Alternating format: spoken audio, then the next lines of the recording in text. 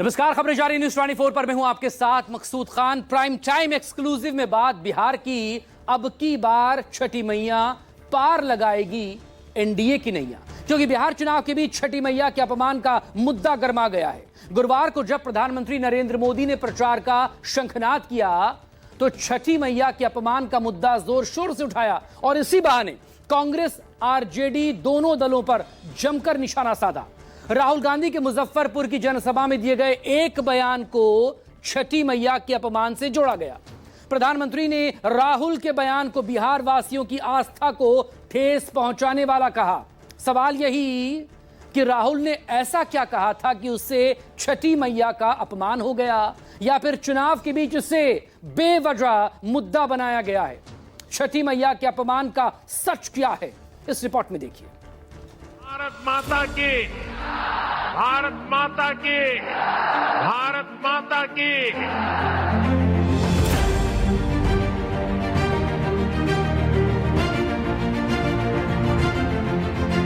अगर मोदी जी को ड्रामा करना है, छठ पूजा का ड्रामा करना है, तो पानी आ जाएगा।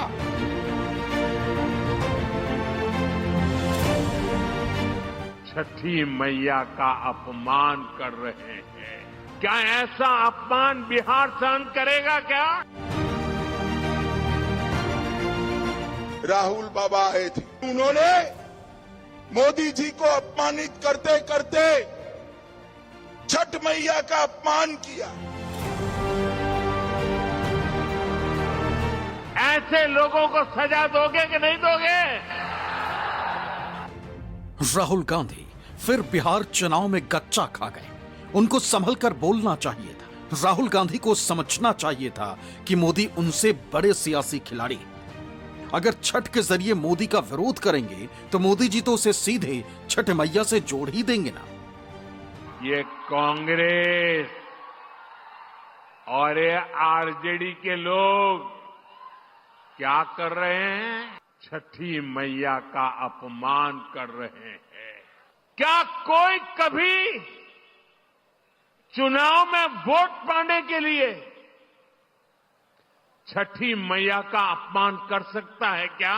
क्या ऐसा अपमान बिहार सहन करेगा क्या? क्या ऐसा अपमान हिंदुस्तान सहन करेगा क्या? क्या मेरी माताएं जो निर्जला उपवास करती है, क्या वो सहन करेगी क्या? अब आपको समझना जरूरी है कि राहुल गांधी ने छठी मैया का विरोध किया या मोदी जी ने अपने खिलाफ उठी आवाज को कैसे छठ मैया से जोड़ दिया। एक तरफ यमुना, गंदा पानी,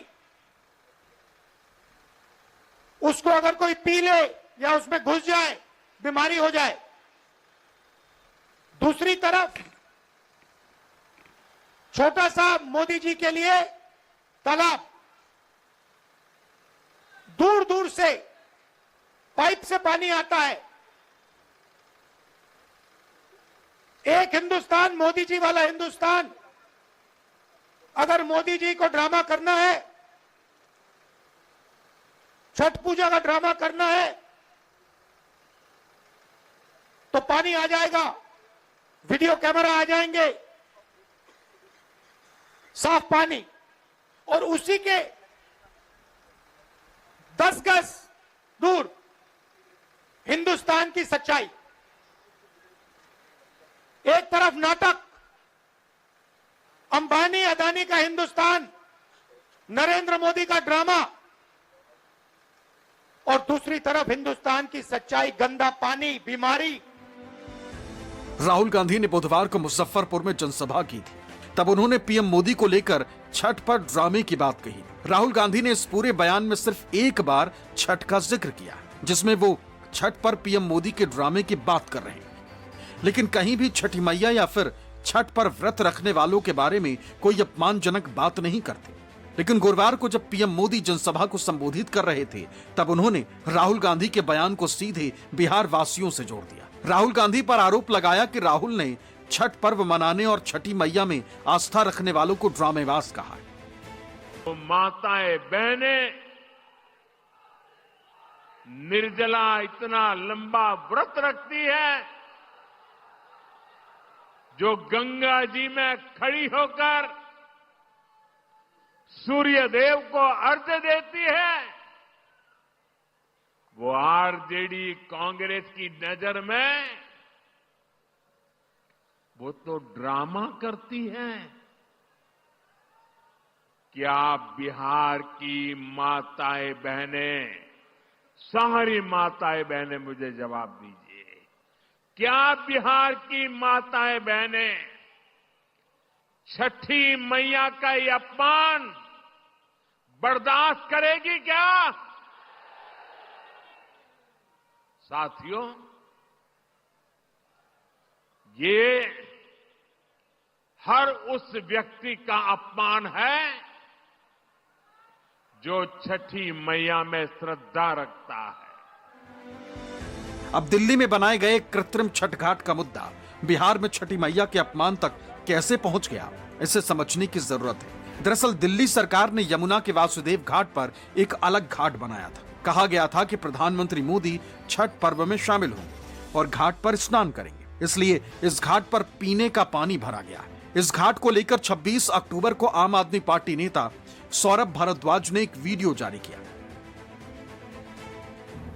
वासुदेव घाट को यमुना से अलग किया गया है और बीच में आप देखिए मिट्टी की एक बाउंड्री बनाई गई है, तो आप साफ देख सकते हैं कि यमुना अलग है, मगर वासुदेव घाट पे जो पानी आया है वो अलग है। और अब मैं ये भी बताऊंगा ये पानी कहां से आया है और कैसे लाया गया है। दूर जूम करके दिखाइए वो हरे रंग की पानी की पाइपलाइन। ये पानी की पाइपलाइन सोनिया विहार से गंगा का साफ फिल्टर्ड पानी लेके आ रही है, यानी कि वो पानी जो गंगा से आती है कि आते जाता आदमी कहीं ये देख न ले कि ये फर्जीवाड़ा क्यों किया गया है, किस लिए किया गया है। इसलिए ये हरी चादर बांधी गई है और एक नकली घाट बना के पीने के गंगा के पानी के लिए। सौरभ भारद्वाज का वीडियो सोशल मीडिया पर वायरल हुआ तो इस पर दिल्ली में खूब राजनीति हुई। इसी को आधार बनाते हुए राहुल गांधी ने मुजफ्फरपुर की जनसभा में पीएम मोदी पर बयान दिया। हालांकि किसी वजह से पीएम मोदी छठ पर्व में शामिल नहीं हुए। टीवी पे आया, टीवी पे वो पाइप दिख गया कि भैया नरेंद्र मोदी जी नहाने आएंगे, बाकी हिंदुस्तान गंदे पानी में नहाएगा। नरेंद्र मोदी जी के लिए साफ पानी आएगा, पाइप में तालाब बनाया जाएगा, मोदी जी ड्रामा करेंगे। ये पूरे हिंदुस्तान ने देखा है, पूरे हिंदुस्तान ने देखा।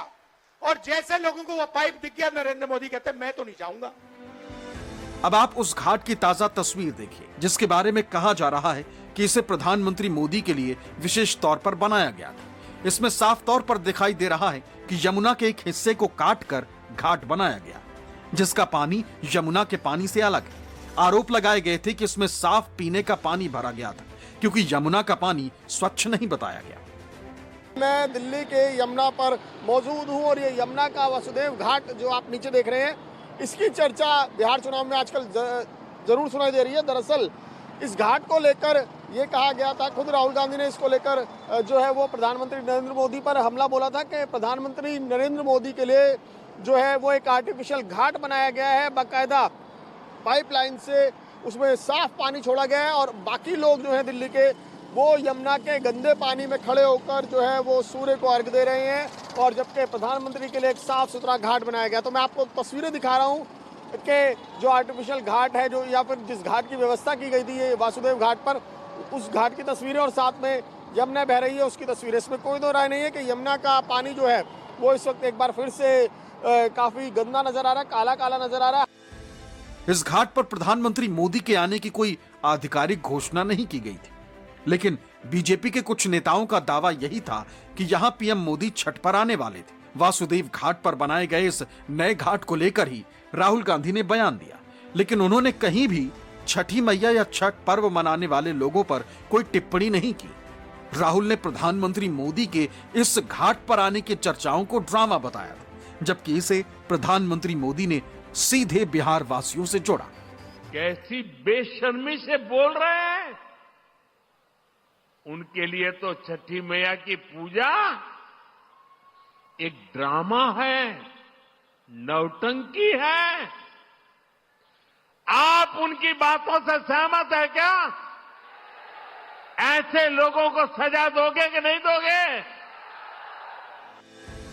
प्रधानमंत्री मोदी ने छठी मैया के अपमान का मुद्दा गुरुवार को मुजफ्फरपुर में ही उठाया। गुरुवार को ही राहुल गांधी की एक जनसभा नालंदा में थी। पीएम मोदी के आरोपों के बाद राहुल गांधी ने एक बार फिर अपने बयान को दोहराया। एक तरफ हिंदुस्तान की सच्चाई, बिहार की सच्चाई, यमुना पोल्यूशन से भरी हुई, गंद से भरी हुई, और दूसरी तरफ नरेंद्र मोदी जी ने साफ पानी का छोटा सा तालाब बनाया, दूर से साफ पानी आया। दिल्ली के लोगों को नहीं मिलता पीने का साफ पानी, मगर नरेंद्र मोदी के नहाने के लिए दूर से इतना बड़ा पाइप लगवाया गया, उसमें पानी आया, छोटा सा तालाब बनाया गया और उसमें हमारे प्रधानमंत्री को नहाना था। छठी मैया के अपमान को लेकर प्रधानमंत्री मोदी कांग्रेस और आरजेडी दोनों पर हमलावर है, क्योंकि मुजफ्फरपुर के जिस जनसभा में राहुल गांधी ने पीएम मोदी पर ड्रामे वाला बयान दिया, उस जनसभा के मंच पर तेजस्वी यादव भी थी। पीएम मोदी ही नहीं, एनडीए के सहयोगी दल भी छठी मैया के अपमान के मुद्दे को जोर शोर से उठा रहे हैं। छठी मैया का मुद्दा सीधे बिहार के लोगों की आस्था से जुड़ा है। इससे बीजेपी का हिंदुत्व का एजेंडा भी मजबूत होता है। ऐसे में अगर ये मुद्दा काम करता है तो इसका सीधा फायदा बीजेपी और उसके सहयोगी दलों को मिल सकता है। राहुल बाबा आए थे, मोदी जी को अपमानित करने के लिए कुछ शब्द बोले, मगर उन्होंने मोदी जी को अपमानित करते करते छठ मैया का अपमान किया।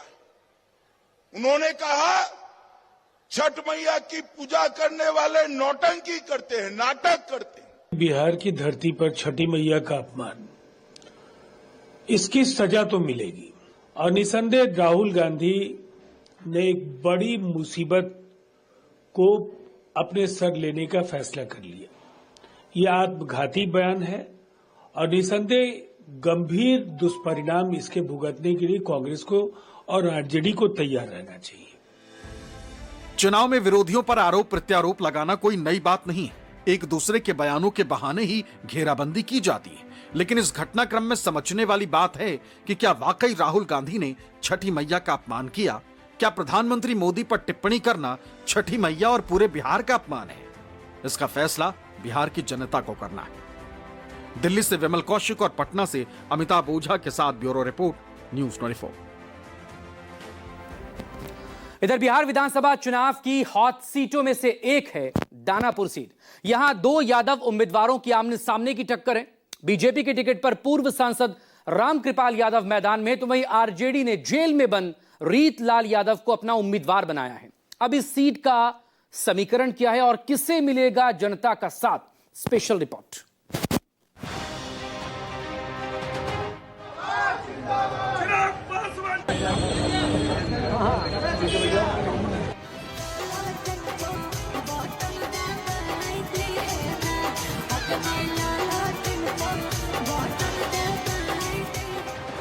दानापुर में चुनावी माहौल है। आरजेडी के चुनावी गाने की गूंज है।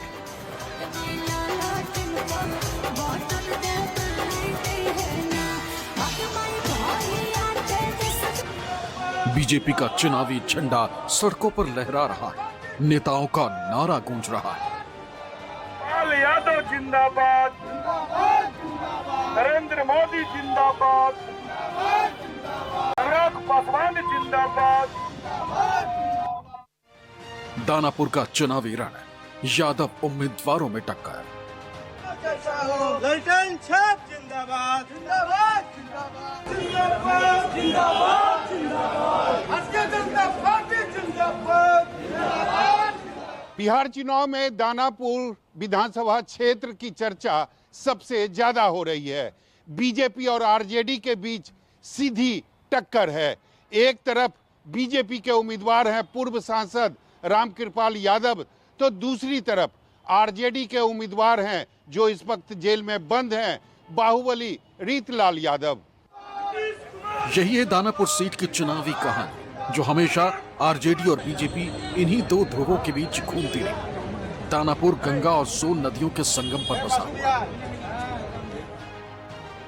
दानापुर को छावनी क्षेत्र और प्राकृतिक पक्षी अभ्यारण्य के लिए खास तौर पर जाना जाता है। दानापुर छावनी में बड़ी संख्या में प्रवासी पक्षी आते हैं, जिन्हें ओपन बिल स्टॉक कहा जाता है। दानापुर विधानसभा क्षेत्र का इतिहास काफी रोचक है। यह शहर अपनी ऐतिहासिक, राजनीतिक, सांस्कृतिक और सैन्य विरासत के लिए जानी जाती है। इस क्षेत्र की खास बात यह भी है कि इस क्षेत्र में ग्रामीण, शहरी और दियारा का मिश्रण है। इस बार भी दानापुर विधानसभा क्षेत्र अपने उम्मीदवारों के कारण हॉट सीट बन गया है।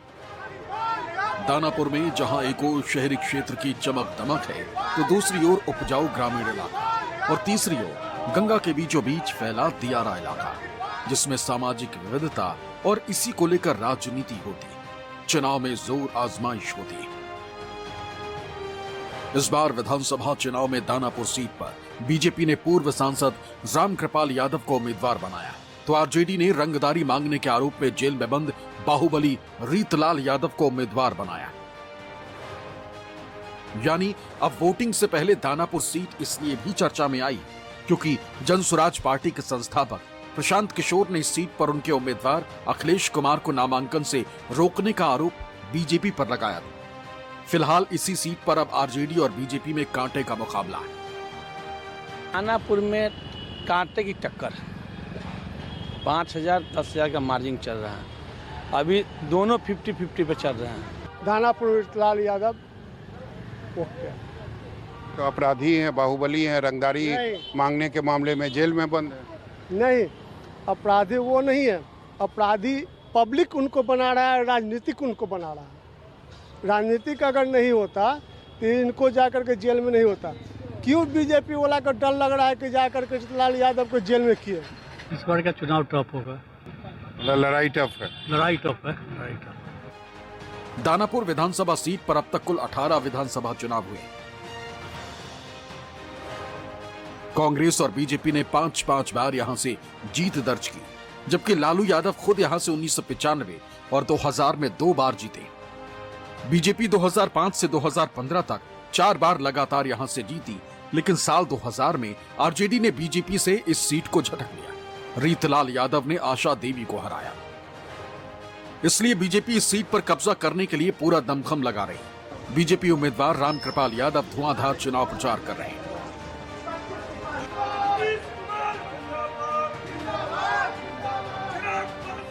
गली मोहल्लों में जाकर लोगों से मिलकर वोट की अपील कर रहे हैं। बीजेपी समर्थक भी उनके साथ प्रचार में उतरे हैं, नारेबाजी कर रहे हैं।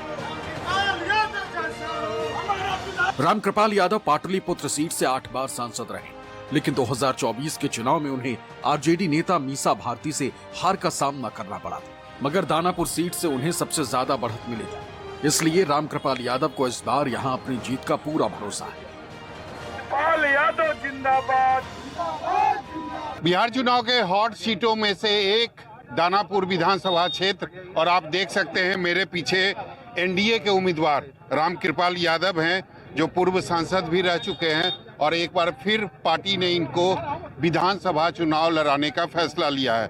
इनसे बात करेंगे। सर, ये बताइए, दानापुर विधानसभा क्षेत्र सब आपका जाना हुआ है, समझा हुआ है? दानापुर की जनता ने हमेशा हमको अपना आशीर्वाद दिया है। मैं लगभग 8 बार पार्लियामेंट के चुनाव लड़ा हूँ, जिसमें 5 बार लोकसभा जीता हूँ।